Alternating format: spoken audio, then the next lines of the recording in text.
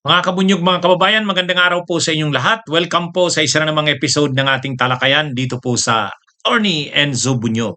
Kung hindi pa po kayo nakasubscribe dito po sa aking Attorney Enzo Bunyog YouTube channel, subscribe na po kayo. Mayroon din po tayong Informador public page. Kung hindi pa po kayo naka-follow sa Informador public page ko, Facebook page, follow na po kayo. Lagi nyo na pong susubaybayan ang mga talakayan ko dito. Dito po mahaba-haba ang talakayan natin mga kabunyog kasi hindi lang isang topic dinidiscuss ko dito. Tulad ngayon, 3 topics po ang i-discuss natin. Kaya pagpasok nyo, hindi pa ako tapos niyan kasi mahaba-haba ito. Kaya lagi nyo na po itong abangan mga kabunyog, mga kababayan. Subscribe na po kayo, Attorney Enzo Bunyog YouTube channel. Follow na po kayo, Informador Facebook page. Ayan. O mga kabunyog, may kumakalat na balita na mayroong isang very important person o VIP. Actually, isang negosyante daw isang negosyante.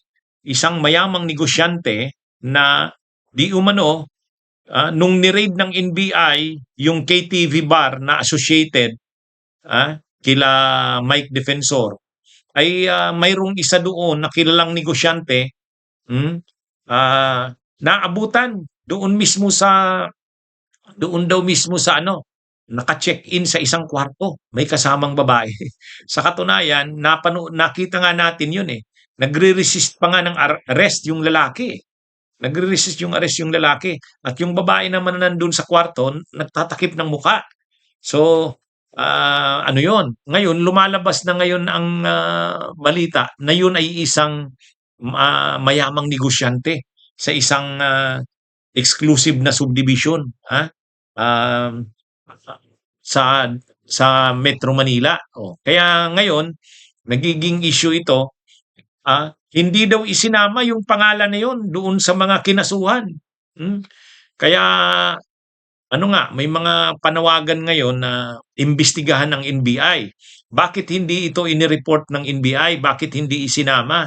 So parang bias yung NBI, yung National Bureau of Investigation. Bakit hindi nila isinama ang nasabing individual samantalang naaktuhan. At saka kita naman, nakunan sa video nakita natin yun, nagre-resist nga ng arrest eh. So, pero lumalabas na ngayon yung balita na yan na mayroon ngang isang VIP o mayamang negosyante, kilalang tao, na pero dun sa listahan ng mga nirekomenda ng NBI para isailalim sa inquest, hindi kasama. Kaya lang, alam nakunan kung sino yun eh. Maraming nakakilala doon. Siyempre, kilalang tao yun eh. O ngayon, hinahabol na ngayon.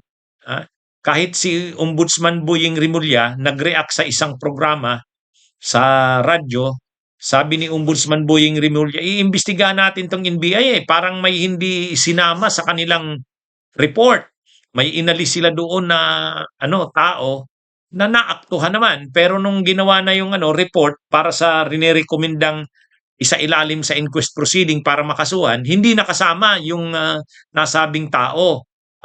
Ay kaya lang mayaman kasi yun mayamang negosyante. So sabi ng ombudsman, imbestigahan ng NBI diyan. Parang mayroon silang pinoprotektahan, mayroon silang tinatangi, kahit nga ang Senado, gusto na rin daw imbestigahan ng Senado eh. Gusto na rin daw imbestigahan ng Senado. Sabi ni Senador JB Ejercito. Kasi iimbestigahan bakit parang may pinoprotektahan ang NBI. Pero sabi naman ng NBI, hindi, wala daw silang protektahan. Anyway, malalaman natin 'yan sa susunod na mga araw kung ano ba talagang nangyari. Totoo ba ito o hindi? Pero nakita talaga natin sa TV, sa yon. Nakita natin 'yan na nung ni-raid nga ng NBI, si pa mismo ang nanguna sa raid si Attorney Melvin Matibag. Pag-akyat nila doon sa isang kwarto, doon na yata yun sa hotel mismo yung controversial na hotel. Kasi pag nagkakasundo na daw yung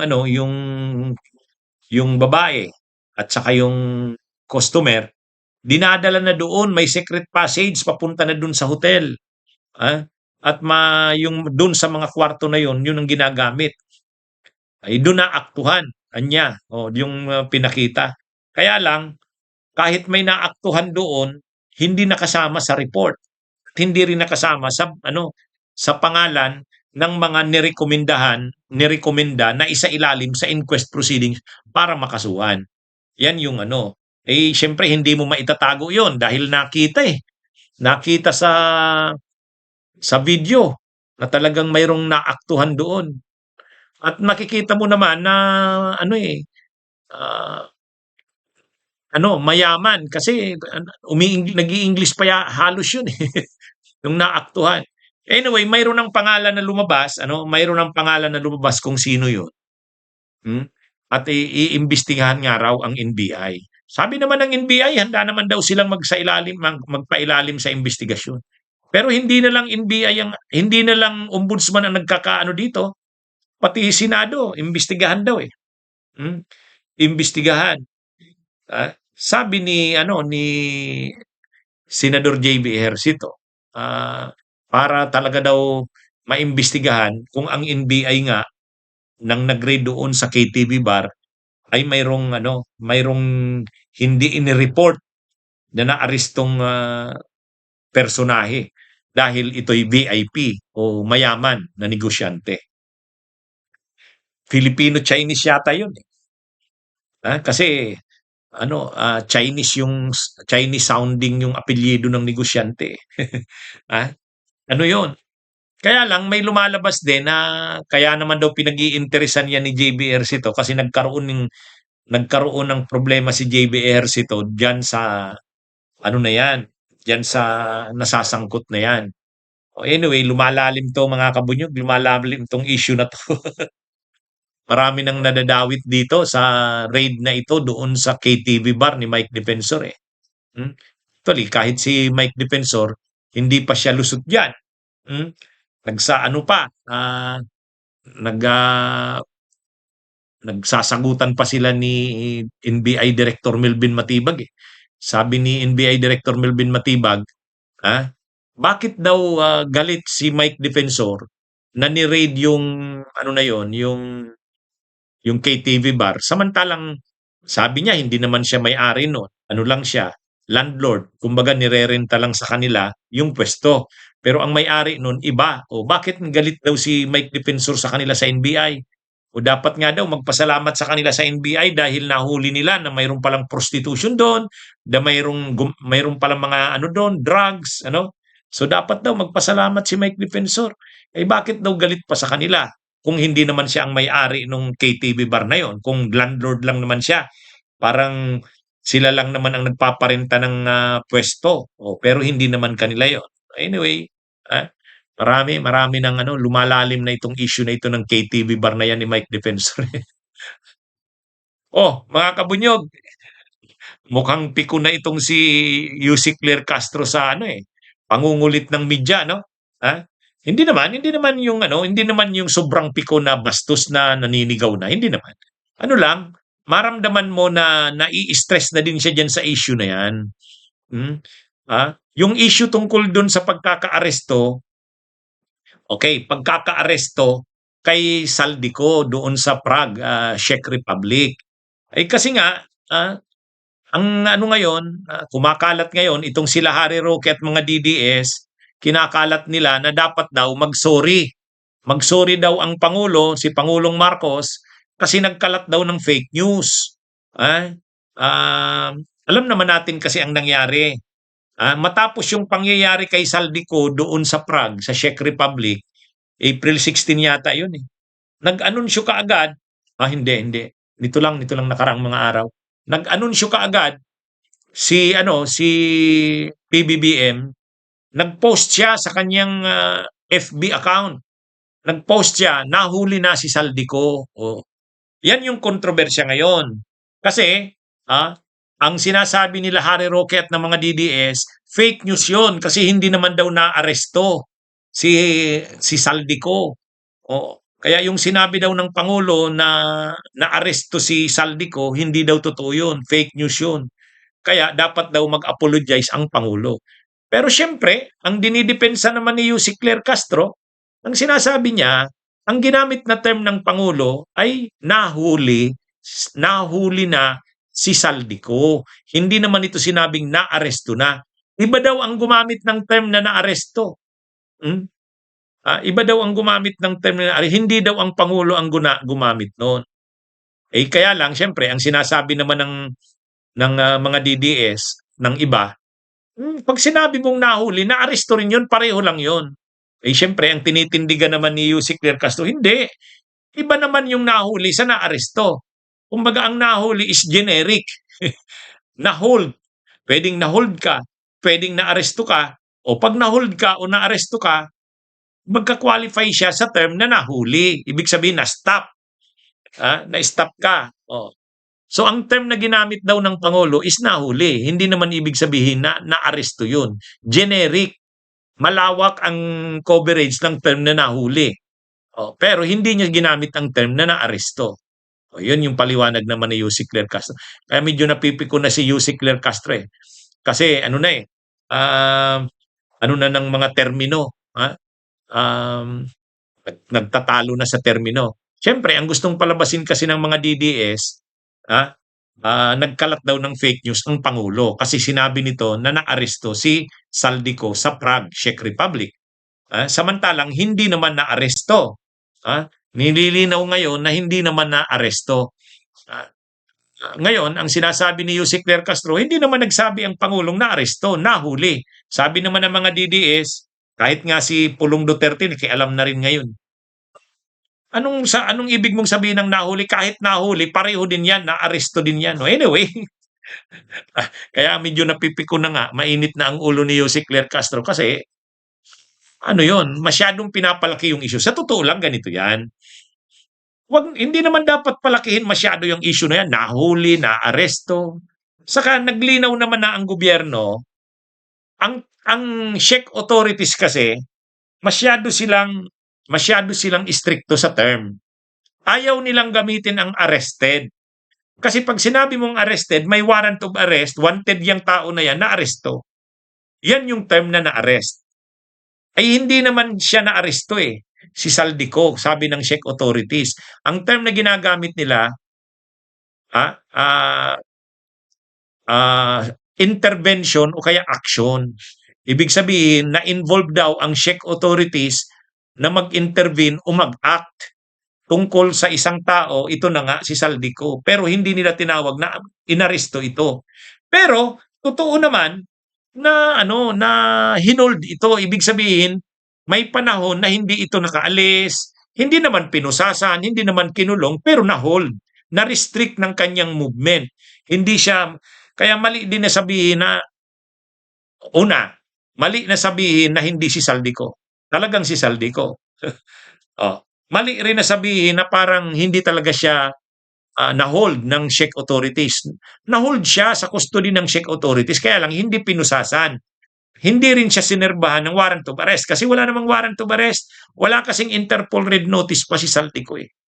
Na-intercept siya sa German border na walang travel documents kaya pinabalik sa Czech Republic. Pagbalik sa Czech Republic, yon, inimbestigahan na siya ng Czech Republic kung anong status niya nga talaga. Pero hindi naman siya pwedeng ikulong kasi wala namang warrant of arrest. Immigration laws, violation ng immigration laws. So, anyway, tama naman si Yusek Clear Castro. Masyado nang pinapalaki ang issue na yan. Saka, bakit naman mag-a-apologize ang presidente dyan? Totoo naman na nahuli naman talaga si pero nahuli siya hindi dahil sa warrant of arrest. Kaya hindi siya na-arrest. Nahuli siya dahil sa immigration laws violations. Pero dahil wala naman siyang warrant of arrest at immigration laws lang naman ang naano niya, malamang ni-release na siya. Pero nagkaroon ng ni-restrict ang movements niya sa isang panahon. Anyway, malalaman yan na kasi nag-meeting na yung Czech authorities at saka yung ating team na pinadala doon. Malalaman na natin kung ano talaga ang detalye kay Saldico. Kasi hanggang ngayon di alam nasaan na ba si Saldico eh. Malalaman yan. Ang sabi naman ni DOJ Secretary Frederick Vida, matapos lang yung meeting nila sa mga counterpart nila sa Czech Republic. Ang counterpart syempre nila yung mga Justice Ministry officials kasi may meeting na daw na mangyari. Pagkatapos naman daw noon mag-a-update siya Kaya lang siyempre nagpe-press briefing si Yusek Claire Castro, tinatanong ng mga media, ano ba talaga ang nangyari, na aresto o hindi. Kinorek naman ni Yusek Claire Castro, technically sa termino ng mga Czech authorities hindi na aresto. O di yung sinasabing mag-apologize ang Pangulo. Sabi ni Yusek, hindi naman nag-apologize kasi hindi naman fake news yung sinabi niya, in-announce niya. Sabi niya, nahuli. Anyway, medyo nga mainit na yung ulo ni Yusek Claire Castro. Ginagatungan naman ng mga DDS, talagang sinasadya siyang mapikon. O mga kabunyog, si dating Senador Sani Trillanes ay nagsuggest na, ang suggestion ni dating Senador Sani Trillanes kay dating Vice President, ngayon ay Mayor ng Naga City, Leni Robredo, mas maganda kung mag-endorse na si Leni, i-endorse na si Bam o si Risa, kung sino man sa dalawa. Ah, Kumbaga i-endorse na ito yung pinagpipilian niya, either Risa or Bam. Bakit? Para pag mag-survey, makikita na, pag nagsabi na si Mayor Leni Robredo na hindi talaga siya tatakbo at either na lang Kibam o Risa ang kanyang pagpipilian. Kaya sa mga tao, bahala na kung sino ang nakikita nila, si Bam o si Risa, pero siya decided nang hindi tatakbo. Bakit importante yon? Importante yon, ang paliwanag ni dating Senador Sani Trillanes. Kasi pag sinabi ni Lening hindi talaga siya tatakbo, final na yon. So hindi na siya i-consider sa survey. Kasi hindi na siya tatakbo. Nagsabi na siya, wag nyo na akong isama dyan sa survey. Tapos pag in-endorse ni Lenny si Bam o kaya si Risa, makikita yung effect ng endorsement niya. Kasi sa ngayon, ang problema talaga ni Risa at ni Bam, mababa sa survey. Mataas pa rin si Leni Robredo talaga. Kaya lang ang problema naman kay Leni, nagsabi ng hindi siya tatakbo. Kaya lang, nagdeklara siyang hindi tatakbo, hindi naman siya nagsasabing, alisin nyo na yung pangalan ko dyan sa survey. Pangalawa, i-consider nyo si Bam o si Risa. Yan yung pinagpipilian kong i-endorse. O yan. Kumbaga, pagka ganun ang ginawa ni dating Vice President, ngayon ay Mayor Leni Robredo ng Naga, sabi ni Trillanes, pagka ganun, hindi na i-consider si Leni. So makikita natin ngayon, pag nagsabi si Leni hindi na siya tatakbo, ano ang effect sa kandidatura, possible candidacy ni Risa or ni Bam? Makikita na yon. At kung i-endorse ni Leni, either si Risa or si Bam, sabihin niya ito, anong effect ng endorsement niya na yan? Kasi mahalagang hindi kasi nakakabuelo yung si Risa at saka si Bam, mababa pa rin sa survey kasi nandun si Leni. Kasama si Leni sa tinatanong sa survey. Kasi nga, hindi tulad ni Chis Escudero, nagsabi na, wag niyo akong isama diyan kahit si Tulfo. Di ba? Pag sabi ni Tulfong, wag niyo na akong isama diyan.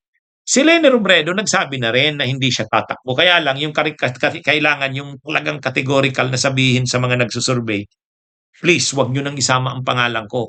Kasi mas maganda nating makita si Risa sa si Bam.